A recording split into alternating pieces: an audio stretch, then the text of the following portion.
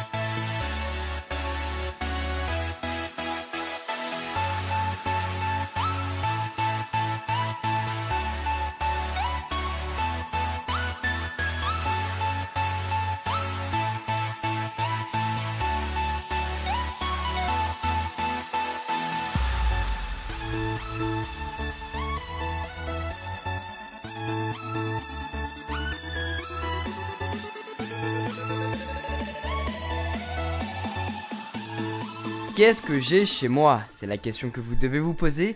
Vous venez d'avoir un petit aperçu, rentrons dans les détails. On va commencer par le plus gros, mon ordinateur. C'est un MacBook Pro mi-2010. Il commence à se faire un petit peu vieux, mais il tourne encore parfaitement bien. Il fait 17 pouces de diagonale, autant vous dire que c'est très agréable d'utilisation, mais très lourd lorsqu'on doit se le trimballer toute la journée. Il a un processeur Intel Core i7, cadencé à 2,8 GHz. Il a une mémoire RAM de 2 x 4 Go, donc 8 Go au total, et une carte graphique Nvidia GeForce GT 330M. Il tourne actuellement sous OS X Yosemite, version 10.10.3, un système d'exploitation parfait à mon goût qui est conforme à mes attentes. Pour accompagner mon Mac, je possède une Magic Mouse, la souris officielle d'Apple, mais j'ai aussi un Magic Trackpad, un grand pavé numérique. J'utilise soit l'un, soit l'autre, dépendamment de ce que je vais faire avec mon ordi. J'ai aussi un disque dur externe. Malgré que mon MacBook Pro ait une capacité de stockage de 500 Go environ, il faut stocker tous les logiciels que je possède, et j'en ai pas mal. Je l'utilise aussi pour faire des backups de mon ordi, et il faut aussi stocker toutes les vidéos, c'est ce qui pèse le plus lourd. Pour mes smartphones, vous devez vous en douter, c'est du Apple. Mes iPhones préférés sont là, l'iPhone 4, l'iPhone 5S et le nouveau-né de chez Apple, l'iPhone 6 Plus. C'est les smartphones que j'utilise le plus souvent, mais étant donné que je fais la collection des iPhones, vous devez déjà le savoir grâce à ma vidéo des 1 an sur YouTube, je fais la collection des iPhones, donc je possède aussi l'iPhone 3G, l'iPhone 3GS, l'iPhone 4 donc, l'iPhone 4S, l'iPhone 5, l'iPhone 5C, l'iPhone 5S et l'iPhone 6 Plus. Je n'ai ni le premier iPhone ni l'iPhone 6, mais c'est déjà pas mal non ? Pour ce qui est des tablettes, je suis très branché iPad, et pour cause, je possède la première génération d'iPad. J'en ai sauté une pour avoir l'iPad 3, et encore une autre pour avoir l'iPad Air. Sans oublier l'iPad mini qui est sans nul doute ma tablette préférée. Elle est très légère, toute petite, très transportable, très fluide, enfin bref, rien à dire. Avec l'iPad mini, j'utilise ce socle pour mieux incliner mon iPad vers moi lorsque je travaille, et j'utilise aussi le clavier Bluetooth officiel d'Apple pour mieux pouvoir prendre des notes sur l'iPad sans utiliser le clavier virtuel, c'est beaucoup plus pratique. Pour les iPods, j'en ai beaucoup moins, mais c'est vrai qu'à l'époque on en avait tous un pour se balader avec sa musique sur soi, mais aujourd'hui on fait ça avec son iPhone. Quoi qu'il en soit, je suis passé par ma période iPod avec l'iPod Nano de seconde génération qui fait 4 Go. Puis avec l'iPod Nano vidéo de 3ème génération qui lui fait 8 Go. L'iPod classique que tout le monde a eu je pense qui fait 30 Go. Et finalement l'iPod Touch 3 qui fait 32 Go avec lequel j'ai commencé YouTube. Depuis quelques mois maintenant, j'ai une tablette Android, la Galaxy Tab 4, 7 pouces de Samsung. Si vous voulez des informations complémentaires sur cette tablette, j'ai fait quelques vidéos dessus, elles seront bien sûr dans la description. Pour faire des vidéos de qualité, il faut une bonne image, donc une bonne caméra certes, mais il faut aussi du bon son. Depuis cet été, j'ai renouvelé mon microphone en achetant le Blue Spark, un micro vraiment topissime pour son prix, vraiment très joli. Enfin bref, j'ai rien à dire, je ne suis absolument pas déçu de cet achat.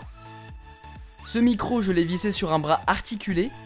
Depuis Noël, j'ai ce bras articulé et je trouve ça génial. C'est pas du tout encombrant, on ramène le micro vers soi, on parle et on le rabat contre le mur. Le tour est joué. C'est vraiment super pratique. Le Blue Spark, qui est donc sur le bras articulé, je ne le relie pas directement à mon ordinateur via l'USB lorsque j'enregistre ma voix, mais bien à une carte son externe. La voici, pas très esthétique mais super utile. Si vous ne voulez pas perdre en qualité audio et que vous voulez avoir une qualité de son exceptionnelle, n'hésitez pas et prenez une carte son. Ensuite, pour écouter de la musique, je vous l'avais présenté il y a 2 ans de ça, le Beats Executive qui fonctionne parfaitement bien, je n'ai aucun problème. Un son clair, de bonnes basses, bien sûr il vaut mieux le tester avant de l'acheter pour être sûr qu'il vous convient, mais personnellement je le trouve top. Le problème avec le Beats, c'est qu'il est assez imposant, donc sortir dehors avec c'est pas terrible, c'est pour ça que je l'utilise chez moi. Et dehors, je prends les AirPods d'Apple qui sont juste géniaux, je m'attendais pas à cette qualité mais quand je les ai eus dans les oreilles, j'étais comblé. C'est sympa d'écouter de la musique avec un casque ou des écouteurs sur les oreilles, c'est très immersif, mais au bout d'un certain temps, on s'en lasse. C'est pour cela que j'utilise un ampli Kenwood chez moi, vraiment génial. Je vous donnerai pas la référence parce qu'il est assez vieux, ça fait un certain temps que mon père l'avait et je l'ai récupéré par la suite. Et connecté à cet ampli, il y a 2 enceintes colonnes JM Lab qui crachent un son d'enfer. Encore une fois, c'est assez vieux, mais c'est encore pas mal. Et puis sinon, si j'ai la flemme d'allumer la bête, j'utilise cette petite enceinte Bluetooth qui provient de la boutique en ligne d'iProtect, que je vous invite à aller voir. Cette enceinte est petite mais tout aussi top, après bien sûr c'est pas un son énorme. C'est une petite enceinte donc vous ne ferez pas des projets X avec comme je l'ai dit dans toutes mes vidéos de petites enceintes. Mais pour une soirée entre potes c'est vraiment parfait. Au début de la vidéo vous avez sûrement aperçu un écran externe, un Dell de 27 pouces de diagonale. Un écran lui aussi assez vieux mais qui tient parfaitement la route. Je l'utilise lorsque je filme mes vidéos pour avoir un retour sur un grand écran avec des couleurs plus fidèles que sur le petit écran de la caméra. Un peu en dessous, c'est anecdotique, mais c'est ici que je mets tous les produits que je reçois et que je vais bientôt tester pour vous. En l'occurrence, ici, c'est de coque. La caméra, parlons-en. Avant, j'utilisais mes iPhones pour filmer, mais pour avoir une qualité optimale, j'ai voulu avoir une vraie caméra entre guillemets. Et donc j'utilise celle-ci, une caméra Sony qui filme en HD 1080p. Elle filme pas en 4K parce qu'elle n'est pas toute récente, mais bon, ça ne sert à rien de filmer en 4K si on n'a pas un moniteur lui aussi compatible 4K. Et vu que je n'en ai pas, ça ne valait pas le coup. J'ai dit beaucoup de fois 4K là, non? Sinon, autre caméra lorsque je pars en vacances, c'est la GoPro Hero 3 Plus. Une caméra vraiment, mais vraiment géniale. Ça fait bientôt 1 an que je l'ai et j'en suis littéralement tombé amoureux. Grâce à elle, je peux filmer partout et n'importe quoi. Je filme des séquences sous l'eau, dans les airs, sur la terre, enfin bref absolument partout. Et puis sinon c'est dans le studio que je l'utilise pour faire des face commentary. En gros. La GoPro se trouve sur un trépied qui provient de la boutique en ligne Mobile Fun. J'ai fait une vidéo dessus, elle sera dans la description. Et pour la caméra Sony, je la positionne soit sur un grand trépied, un Velbon DV7000 pour filmer sur le fond blanc, ou bien j'utilise le Pico Dolly, un petit chariot qui permet de faire de superbes effets de travelling et de prise de vue.